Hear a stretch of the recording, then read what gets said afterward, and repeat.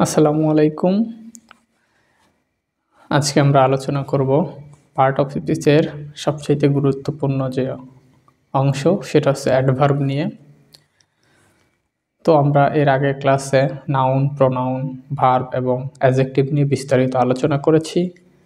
তারই ধারাবাহিকতায় আজকে আমরা আলোচনা করব অ্যাডভার্ব নিয়ে। তো প্রথমে আমরা জানবো অ্যাডভার্ব কাকে বলে। তো আমরা দেখি আগে অ্যাডভার্বের বাংলাটা কি। অ্যাডভার্বের বাংলা হচ্ছে ক্রিয়া বিশেষণ, অর্থাৎ যে পার্ট অফ স্পিচ একটা বাক্যের ক্রিয়া অর্থাৎ ভার্বকে মডিফাই করে তাকেই বলা হয় অ্যাডভার্ব। তো এখন এই অ্যাডভার্ব শুধু ভার্বকেই মডিফাই করে না, অ্যাডভার্ব নাউন এবং প্রোনাউন বাদবাকি সকল পার্ট অফ স্পিচকেই মডিফাই করে। প্রিপোজিশনকে মডিফাই করতে পারে, অ্যাডভার্ব ভার্বকে মডিফাই করে, অ্যাডভার্ব অ্যাডজেক্টিভকে মডিফাই করে, অ্যাডভার্ব কনজাংশনকে মডিফাই করে এবং অ্যাডভার্ব পুরো বাক্যকেও মডিফাই করে। তার মানে আমরা জানলাম যে অ্যাডভার্ব নাউন এবং প্রোনাউন বাদবাকি যে 6টা পার্ট অফ স্পিচ থাকে সেই 6টা পার্ট অফ স্পিচকেই মডিফাই করে। তো অ্যাডভার্ব দেখতে কেমন? তো আমরা জানি সাধারণত সকল এলওয়াই যুক্ত ওয়ার্ডগুলোকেই অ্যাডভার্ব হিসেবে আমরা জানি। তো এখানে অনেকেই ভুল করতে পারে যে শুধু এলওয়াই যুক্ত ওয়ার্ড অ্যাডভার্ব হবে না, অনেক সময় এলওয়াই যুক্ত ওয়ার্ডগুলো অ্যাডজেক্টিভও হতে পারে। তো আমরা দেখব যে যদি কোনো নাউনের সঙ্গে এলওয়াই যুক্ত হয় তাহলে তাকে আমরা বলবো অ্যাডজেক্টিভ, আর যদি কোনো অ্যাডজেক্টিভের সাথে এলওয়াই যুক্ত হয় তাহলে আমরা তাকে বলবো অ্যাডভার্ব। আমরা একটা উদাহরণ দেখি। আমি 3টা ওয়ার্ড লিখেছি, একটা হচ্ছে ফ্রেন্ড, মাদার এবং ফাদার। তো আমরা জানি এই ওয়ার্ডগুলো কিন্তু নাউন। তো এই ওয়ার্ডগুলোর সঙ্গে যদি আমি এখন এলওয়াই যুক্ত করে দেই, এই যে এলওয়াই, তাহলে কিন্তু এই ওয়ার্ডগুলো কিন্তু এখন আর নাউন থাকলো না, এরা কিন্তু হয়ে গেল অ্যাডজেক্টিভ। তার মানে আমরা জানলাম যে যদি নাউনের সঙ্গে এলওয়াই যুক্ত হয়, অর্থাৎ নাউন প্লাস এলওয়াই, তাহলে সেটা হয়ে যাবে অ্যাডজেক্টিভ। তাহলে আমরা কি জানলাম? যে কোনো নাউনের সঙ্গে যদি এলওয়াই যুক্ত হয় তাহলে সেই ওয়ার্ডটা হয়ে যাবে অ্যাডজেক্টিভ, কিন্তু যদি কোনো অ্যাডজেক্টিভের সঙ্গে এলওয়াই যুক্ত হয় তাহলে সেটা হয়ে যাবে অ্যাডভার্ব। 4টি শব্দ লিখেছি, একটা হচ্ছে কুইক, বিউটিফুল, স্লো এবং পোর। তো এই 4টি ওয়ার্ডই কিন্তু অ্যাডজেক্টিভ। তো এগুলোর সঙ্গে যদি আমি এলওয়াই যুক্ত করে দেই তাহলে কিন্তু এগুলো হয়ে গেল অ্যাডভার্ব। তাহলে আমরা কি জানলাম? শর্টকাটটা হচ্ছে যে adjective plus LY equal to adverb.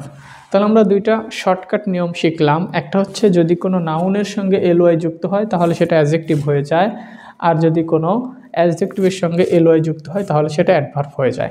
তাহলে কিন্তু এখন থেকে আমরা শুধু এলওয়াই যুক্ত ওয়ার্ড দেখলেই কিন্তু আন্দাজে বলবো না যে এটা অ্যাডভার্ব, অর্থাৎ এলওয়াই যুক্ত ওয়ার্ড অ্যাডজেক্টিভও হতে পারে, অ্যাডভার্বও হতে পারে।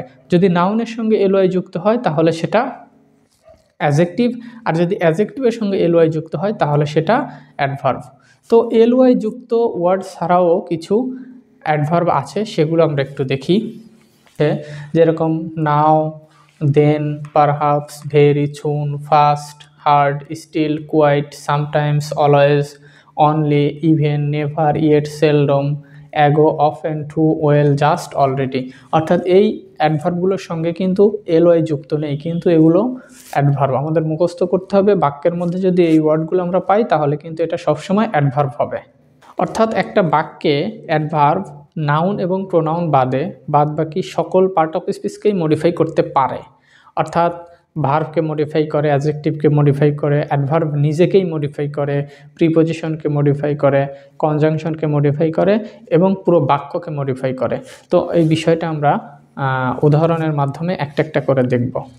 আমি প্রথমে দেখাবো যে অ্যাডভার্ব যখন কোনো বাক্যের ভার্বকে মডিফাই করে, যেরকম দ্য গার্ল রাইটস কুইকলি, অর্থাৎ বালিকাটি খুবই দ্রুত লেখে। তার মানে এই যে ভার্ব লেখাকে মডিফাই করছে কুইকলি। তারপরে the boy behaves politely, behaves মানে হচ্ছে ব্যবহার বা আচরণ করা, যে দ্য বয় ভদ্রভাবে আচরণ করে, এই যে এলওয়াই যুক্ত, তার মানে এগুলো একটা বাক্যে অ্যাডভার্ব, আর এই অ্যাডভার্ব কিন্তু ভার্বকে মডিফাই করছে। 2 নম্বর আমি দেখাবো যে অ্যাডভার্ব যখন অ্যাডজেক্টিভকে মডিফাই করে। আমরা একটা বাক্য লিখেছি এখানে, হি ইজ ভেরি গুড। আমরা জানি গুড হচ্ছে একটা অ্যাডজেক্টিভ, এই অ্যাডজেক্টিভকে মডিফাই করছে ভেরি। ভেরিটা হচ্ছে একটা অ্যাডভার্ব। তার মানে আমরা দেখলাম এই বাক্যে অ্যাডভার্ব একটা অ্যাডজেক্টিভকে মডিফাই করলো। তো আমি 3 নম্বরে দেখাবো যে অ্যাডভার্ব যখন একটা অ্যাডভার্বকেই মডিফাই করে, অর্থাৎ অ্যাডভার্ব এবার নিজেকেই মডিফাই করবে। যেরকম আমি একটা বাক্য লিখলাম, দ্য বেবি ক্রাইস ভেরি লাউডলি। আমরা জানি লাউডলি নিজেই কিন্তু একটা অ্যাডভার্ব, আর ভেরিও একটা অ্যাডভার্ব। এবার অ্যাডভার্ব সে নিজেকেই মডিফাই করেছে, অর্থাৎ একটা অ্যাডভার্ব এবার আরেকটা অ্যাডভার্বকে মডিফাই করেছে। এবার আমি 4 নম্বরে দেখাবো যে অ্যাডভার্ব যখন প্রিপোজিশনকে মডিফাই করে। আমরা জানি এই বাক্যে এই বিফোরটা হচ্ছে একটা প্রিপোজিশন, অর্থাৎ he arrived here just before 12, অর্থাৎ 12টার ঠিক পূর্বে সে এখানে পৌঁছেছিল। তাহলে এই যে পূর্বে, এটা হচ্ছে কিন্তু অবশ্যই একটা প্রিপোজিশন। এখন এই প্রিপোজিশনকে মডিফাই করছে কিন্তু একটা অ্যাডভার্ব, অর্থাৎ অ্যাডভার্ব প্রিপোজিশনকে মডিফাই করে বলছে যে সে কত মানে 12-এর কত পূর্বে, জাস্ট পূর্বে, অর্থাৎ এই পূর্বটাকে সে মডিফাই করলো। তার মানে বোঝা গেল যে অ্যাডভার্ব প্রিপোজিশনকেও মডিফাই করতে পারে। এবার আমি 5 নম্বরে দেখাবো যে অ্যাডভার্ব কি করে একটা কনজাংশনকে মডিফাই করতে পারে। তো আমরা এখানে একটি বাক্য লিখেছি যে I like the boy he is honest, অর্থাৎ এই দুইটা বাক্যকে এই কনজাংশন বিকজটা হচ্ছে যুক্ত করেছে। তাহলে এই বিকজ কিন্তু একটা কনজাংশন। তো এখন এই বিকজকে মডিফাই করছে হচ্ছে একটা অ্যাডভার্ব, অর্থাৎ আই লাইক দ্য বয়, আমি ছেলেটিকে পছন্দ করি কারণ সে হয় সৎ। এখন কারণ তো এখানে কনজাংশন, তো এই কনজাংশনকে মডিফাই করছে ক্লিয়ারলি, মানে কারণটা খুবই স্পষ্ট। স্পষ্ট কারণ হচ্ছে সে সৎ। তাহলে এই যে স্পষ্ট কি, বিকজ মানে কনজাংশন, তো এই কনজাংশনকে মডিফাই করছে হচ্ছে ক্লিয়ারলি, এটা একটা অ্যাডভার্ব। অর্থাৎ আমরা জানলাম যে অ্যাডভার্ব কনজাংশনকেও মডিফাই করতে পারে। এবার 6 নম্বরে আমি দেখাবো যে অ্যাডভার্ব একটা সেন্টেন্সকে কিভাবে মডিফাই করে। আমরা প্রথমে জানলাম যে অ্যাডভার্ব ভার্বকে মডিফাই করে, অ্যাডভার্ব অ্যাডজেক্টিভকে মডিফাই করে, অ্যাডভার্ব নিজেকেই মডিফাই করে, অ্যাডভার্ব প্রিপোজিশনকে মডিফাই করে, অ্যাডভার্ব কনজাংশনকে মডিফাই করে। এখন আমরা দেখাচ্ছি যে অ্যাডভার্ব পুরো বাক্যকে কিভাবে মডিফাই করে।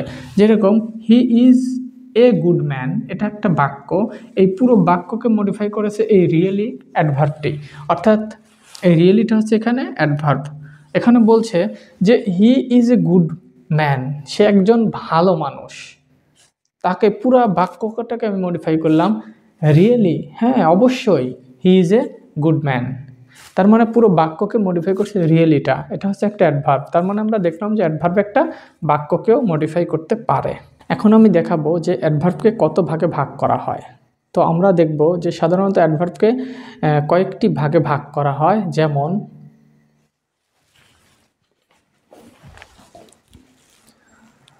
Adverb of manner, adverb of time, adverb of place, adverb of degree, adverb of number or frequency, adverb of cause and effect, adverb of affirmation and negation. প্রথমে দেখাবো অ্যাডভার্ব অফ ম্যানার। ম্যানার মানে হচ্ছে কাজ করার ধরন, অর্থাৎ বাক্যের মধ্যে ক্রিয়া কিভাবে সম্পন্ন হয় বা কাজটা কিভাবে হয়। অর্থাৎ যদি ভার্বকে হাউ দ্বারা প্রশ্ন করা হয় তাহলে যে উত্তরটা পাবো সেটাই হচ্ছে অ্যাডভার্ব অফ ম্যানার। যেরকম হি সিং, সে গান গায়, সুইটলি, সে সুন্দরভাবে গান গায়। তার মানে এই যে গান গাওয়ার যে কাজের ধরনটা হচ্ছে সুইটলি, তার মানে কিভাবে গান গায়, মিষ্টিভাবে, সুন্দরভাবে। তার মানে এটাকে বলে হচ্ছে অ্যাডভার্ব অফ ম্যানার। এরপরে দেখাবো অ্যাডভার্ব অফ টাইম।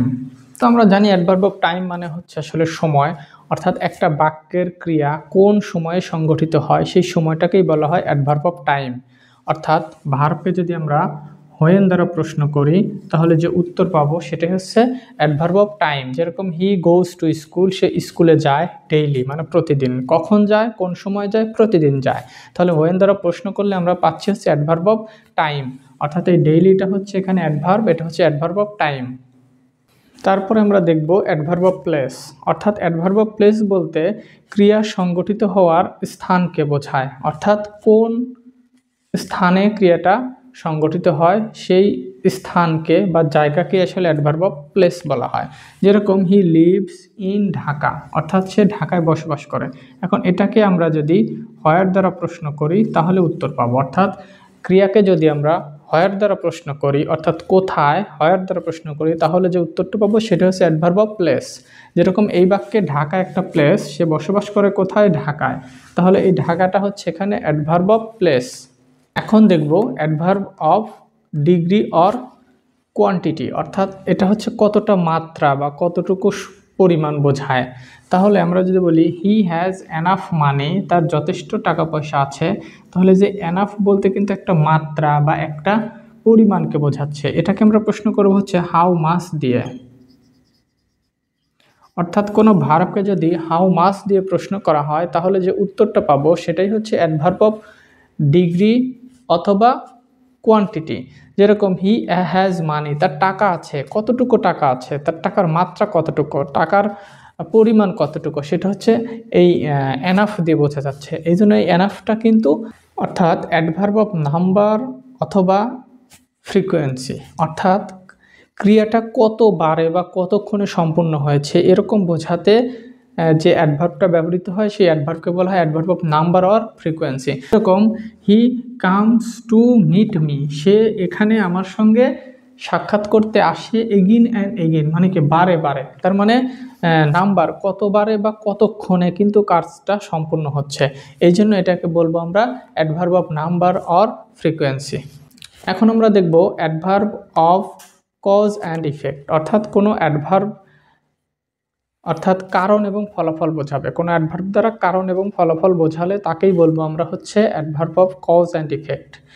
আচ্ছা, যেরকম হি ওয়ার্কস হার্ড, সে কঠোর পরিশ্রম করে, সো দ্যাট, যাতে, he can prosper in life, যাতে সে জীবনে উন্নতি করতে পারে। তাহলে এই যে সো দ্যাট দ্বারা কিন্তু যে এই কাজটা যদি ঘটে তাহলে এর ফলাফল পাওয়া যাবে, তার মানে এটা হচ্ছে কারণ, এটা ফলাফল। এই কারণ এবং ফলাফল বোঝাচ্ছে হচ্ছে সো দ্যাট দ্বারা, এবং এই সো দ্যাটটা হচ্ছে এখানে adverb of cause and effect. এখন আমরা দেখব adverb of affirmation and negation, অর্থাৎ যে অ্যাডভার্বগুলো দ্বারা কোনো বাক্যের ক্রিয়া সংগঠিত হওয়া ইয়েস এবং নো দ্বারা বোঝাবে, অর্থাৎ হ্যাঁ বোধক এবং না বোধক অর্থ আসবে, সেটাকেই আমরা এই অ্যাডভার্বের ক্যাটাগরিতে দেখাবো। যেরকম I will never do it, আমি এটা কখনোই করব না, তার মানে এটা কখনোই না, এটা নেগেটিভ বোঝাচ্ছে। আর হচ্ছে ইউ আর ডেফিনেটলি রাইট, তুমি অবশ্যই বা স্পষ্টভাবে সঠিক, তাহলে এটা হচ্ছে হ্যাঁ বোধক বোঝাচ্ছে। তাহলে এই অ্যাডভার্বগুলো হচ্ছে adverb of affirmation and negation.